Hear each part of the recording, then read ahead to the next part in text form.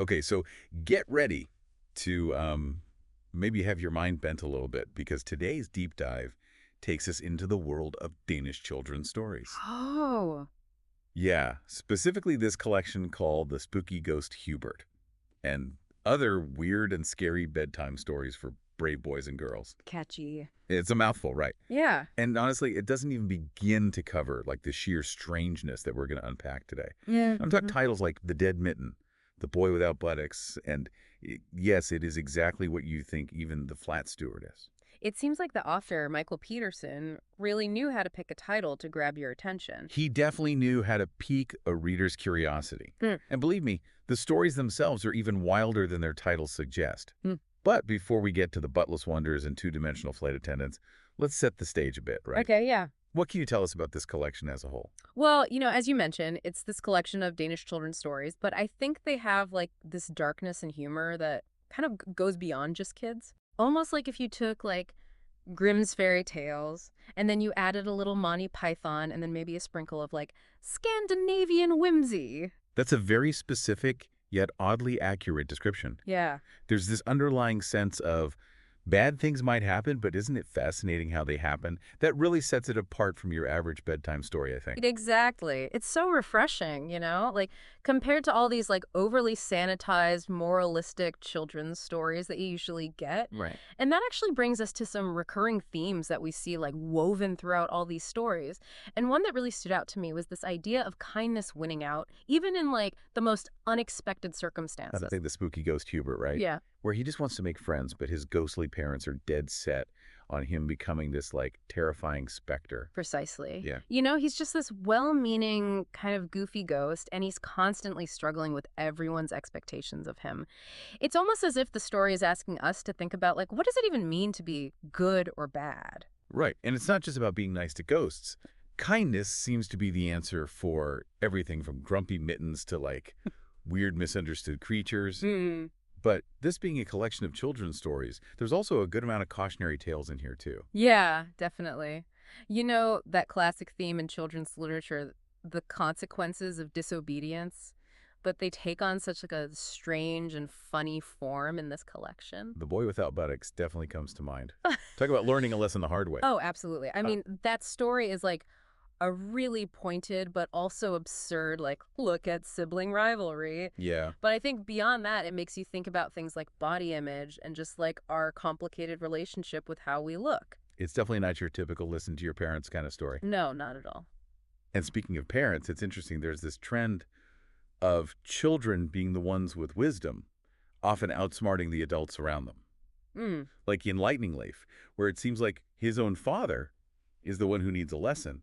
Yeah. Yeah, that's right. The subversion of authority. It makes you wonder if that reflects something about Danish culture. Yeah. Are Danish kids encouraged to question things more than in other cultures? Maybe there's just a bigger emphasis on critical thinking from a young age. It's an interesting thought, isn't it? Mm. Because on the one hand, you have these wild imaginative stories, but then on the other, there's this like subtle social commentary that makes you stop and think. Totally. And it's this really unique blend of humor, absurdity, and thought-provoking themes that makes the spooky ghost Hubert so interesting.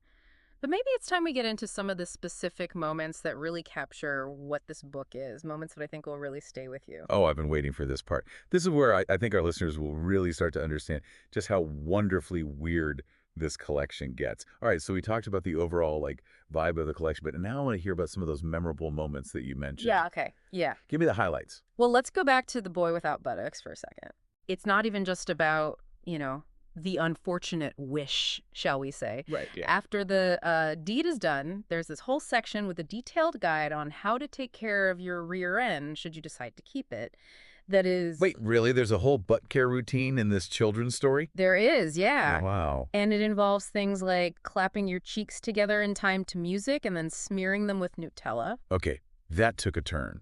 Right. I'm curious and slightly horrified. Yeah. Like, it's like Peterson took this common, like, childhood fear losing your butt and then somehow made it both hilarious and strangely comforting. Exactly. It's that perfect blend of absurdity and reassurance that you see in a lot of these stories. Hmm. Take The Very Strange House, for instance. Okay. This family, they do everything backwards. Yeah, they use cheese slices as towels, put face cream up their noses. Oh, and the ketchup showers. Oh, right. How could I forget the ketchup showers? But here's the thing. Yeah. When they have a normal family over for a party, they're the ones who are considered strange. So naturally, they just decide to really go for it, right? Of course, they just completely embrace the weirdness, Great. cover themselves in mud and oil, basically forcing the guests to confront their own ideas of what's normal. Hmm.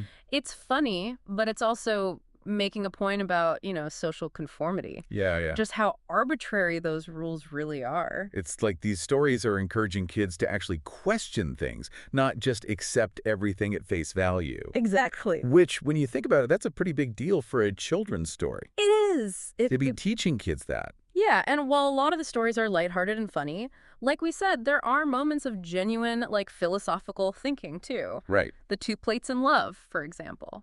It's about this plate, Pan, who's terrified of the dishwasher. Oh, yeah, pan the plate. He'd much rather be hand-washed and, polished. Right. Which, honestly, same. Who doesn't want a gentler touch? Seriously.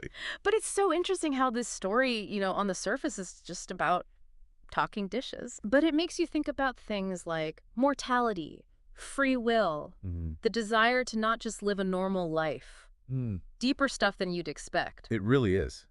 It's like Yeah. Peterson is sneaking in these profound little life lessons amidst all the absurdity of a chess-playing dachshund and a flat stewardess. Oh, absolutely. Speaking of which, the flat stewardess, that one really got me. Yeah. Just how it mixes humor and then this, slightly unsettling feeling. It definitely stays with you. Yeah. But I think there's something deeper there, too. Okay. Beyond just the image of this two-dimensional flight attendant, it makes you think about the expectations on women, especially in jobs where there's so much emphasis on how you look. Wow. I didn't even pick up on that. It just goes to show there's so much depth to these stories, even if these seem simple at first. Exactly. That's what makes analyzing them so fun, Yeah. There's always something else to find, another layer to uncover. It's like peeling back the layers of a vingamy, but instead of flavors, you get these bursts of, insight and absurdity. I like that. That's a good comparison. And I think what really makes this collection stand out is how it's not afraid to break the fourth wall, Okay. to just talk directly to the reader, Right. like in Betty the Ghost. Ah, yes, Betty. A ghost who loves to swear. She literally stops the story to talk to you, the reader, about swearing. I know, it's great. It's so funny, so unexpected. But it also shows you that Peterson really gets his audience, He's Yep. not talking down to them. Right. He knows they're smart and they can handle a little or a lot of weirdness. Totally. And maybe he's also challenging this traditional idea of who a storyteller is, Right. That distance between the author and the reader, he kind of breaks that down. It makes it more of a conversation almost. Exactly. Instead of just being told a story, it's like you're part of it. And all of these moments we talked about, all the humor, the insights, they're not just random, They make you ask, what's the bigger picture here? What does it mean to give young minds this mix of silliness and social commentary? That's the million krona question, isn't it? Are these stories just for fun? Or is there something more going on? It feels like Peterson is really going against the grain of traditional storytelling. Are these stories even trying to teach a moral? Or are they just supposed to be entertaining? That's a great question. Or maybe it's that combination of both that makes them so interesting. I think you're onto something there. Yeah. On the surface, they're fun, right? Quirky characters, crazy situations. Yeah. But then if you look closer, there's this constant questioning of societal norms, expectations, all that. Yeah. Take the little tree, for example. Right. This tiny, crooked tree, always being made fun of by the taller trees. Right. The ones who think they're so perfect. The classic underdog story. Ah, But with, trees. exactly. And of course, what happens? A huge storm comes. Threatening to knock down all those smug trees, I bet. You know it. And the little tree, with its weird shape, it survives without a scratch. It's like that quote, don't compare your beginning to someone else's middle. Oh, I like that. These stories are telling kids, define success for yourself, even if it seems strange to everyone else. And sometimes that even means questioning what the older generations believe, you know? Like in Lightning Leaf. Exactly. It's like Peterson is saying, don't just blindly accept what you're told. Question it. That's what makes these stories so powerful, you know? They're not just whimsical, they make you think critically. It's like he's planting these little seeds of doubt, of wonder. And they stay with you. Speaking of which, The Boy Without Teeth is still on my mind. Oh, yeah. The idea of a life with only broccoli soup, no Vingumir, I don't know. A cautionary tale, Yeah. or maybe a secret endorsement of never brushing again. Right. It's like on the one hand, take care of your teeth, kids. But on the other hand, I kind of admire his dedication to not brushing. He knew what he wanted. Exactly. And he went for it. Consequences be damned. That desire for freedom, you know? It's what makes life interesting, isn't it? Yeah. Literature, too. Different perspectives. Embracing the weird. Questioning everything. Yes. It's like those magic eye pictures. Stare long enough, a new dimension pops out. That's the spooky ghost Hubert in a nutshell. It really is. Look beyond what you think you see.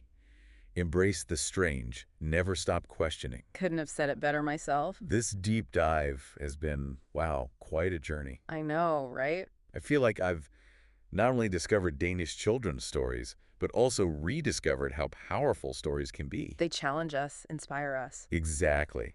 So to everyone listening, if you want a collection that's delightful but also makes you think, check out The Spooky Ghost Hubert. You might just start questioning everything you thought you knew about children's stories. And maybe even yourself, too. That's something to ponder, for sure. Until next time, happy reading, everyone.